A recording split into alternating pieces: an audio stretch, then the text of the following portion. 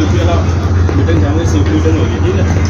ਇਹ ਕਹਿੰਦਾ ਜਿੱਦਾਂ ਅਸੀਂ ਪਾਕਿਸਤਾਨ ਤੋਂ ਆਇਆ ਨਾ, ਅੱਲਾਹ ਖੈਰ ਕਰੇ, ਇਸ ਤਰ੍ਹਾਂ ਆਪਣੇ ਟੀਮ ਵਰਕ ਪੂਰਾ ਕੰਮ ਕਰਨਾ, ਟੀਮ ਵਰਕ ਕਰਨਾ, ਠੀਕ ਹੈ। ਔਰ MS ਕੰਪਨੀ ਕੋਈ ਵੀ ਕੰਪਨੀ ਹੈ ਬਹੁਤ ਹੀ बने थे, अगर जिन्ना जो अच्छा काम करेंगे कंपनी की वर्कर से, अगर हम वर्कर अच्छे परफॉर्मेंस करेंगे तो कंपनी का नाम बनेगा, ठीक है। तो अगर मजीद काम मिलेगा, एक तो दूसरे की सपोर्ट करनी है, एक दूसरे के हेल्प करनी है। कोई बच्चे नवे ने जो काम का नहीं पता है, कोई बगैर सेफ्टी काम नहीं करना है, ठीक है। अगर सेफ्टी का मकसद की है कि सेफ्टी है कि अपने वास्ते, सेफ्टी का कहना सेफ्टी है, इन्हीं सेफ्टी देकर तुम चश्मा लाना या सेफ्टी हार्नेस करनी है, वो कभी एक फैब्रिकेशन है ये। अगर आपकी कैसा चला गया सेफ्टी का कोई मसला नहीं, दर्द नहीं होने, दर्द अपने आप होने, ठीक है। इस वास्ते कोई भी काम सेफ्टी में करना है, कंप्लेन ना बनाना।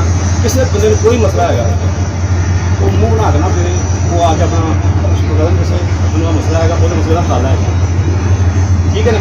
एक किसी काम करना या फिर लाने होगी, ठीक है। इस तरह मसला के मजदूर चलता है काम। अगर काम तुम ना किया काम खो के दूसरे ठेकेदार में दिता जाएगा, फिर की होएगा, कंपनी कोई इज्जत नहीं। जोड़ा काम जिस बंदे मिले अपनी ईमानदारी में काम करके बंदा कोई कमजोर नहीं होगा। अल्लाह ताला का दिन दुगनी रात चुनी तक नहीं देगी, ठीक है। कोई बंदा बगैर कसम तो अपने सिर्फ बगैर किधर नहीं जाएगा। ड्यूटी टाइमिंग कितनी है? 7 बजे, 7 बजे तुम पहुँचना है, पूरे 7 बजे।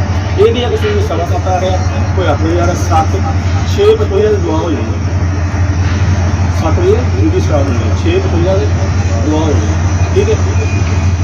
अपने सुपरवाइजर की रिस्पेक्ट करनी है। कोई मसला है थोड़े सीनियर में सीनियर अफसर की सीनियर होगा अपने बच्चों का ख्याल रखना, ठीक है। सारे प्रदेश है एक दूसरे में भाई बंदे का काम करना, ठीक है। लड़ाई झगड़ा नहीं करना, किसी बंदे को मसला एक बंदे गाल कट दी है दूसरे लोग किसी मारता है, ये काम नहीं करना। लड़ाई झगड़ा बिल्कुल नहीं करना, कंपनी की बेइज्जती है। किसी बंदे मसला है शाम सुपरवाइजर आया वा अगर इंजीनियर है इन्हें फिर पूरा करो, मैं कुछ कर रहा चाहिए 24 घंटे अपना फैसला खुद ही करना है। जो बंदा काम करेगा उन्होंने कुछ हल नहीं है, वो बंदा फिर बाहर जाएगा वापस वो ही पैसा ना जाएगा। जो स्कूटी 50,000 रुपये होगी ना वो टिकट ना वापस नहीं कर जाएगा, वो कोई बेनिफिट नहीं मिलेगा।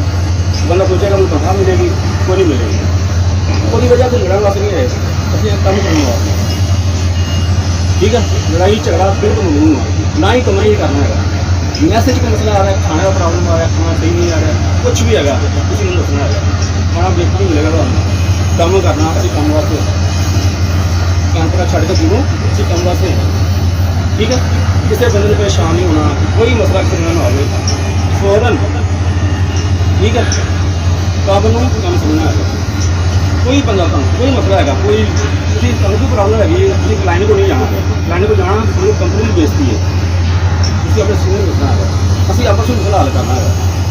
असं जो कोई एक दूसरे नाल लड़न वास्ते नहीं है, अगर मुद्दा करना तो मुँह ठीक हो गया, सेफ्टी जाना सेफ्टी करके आके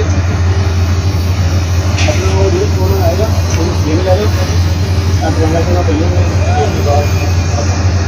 आप बड़ा सब ठीक हो गया माशाल्लाह। गड्डी भाई सो एक प्लान इधर माल वगैरह आएगा ना ग्रैंड चलाने टाइम इन्होंने बंधना आएगा। अगर ग्रैंड में आ गए तो सारे होने नहीं चाहिए, होना चाहिए नहीं चाहिए लेकिन बंदे अगले को बांध लेना। अब 2 बंदे पुलिस की एक टुकड़ा हुआ खुला हुआ ओपन ग्रैंड चलती है तो अगले सूख के जाना रहेगा, तो घुमाने ठीक है जी। थोड़ा सेफ्टी का ख्याल करना है, ठीक है।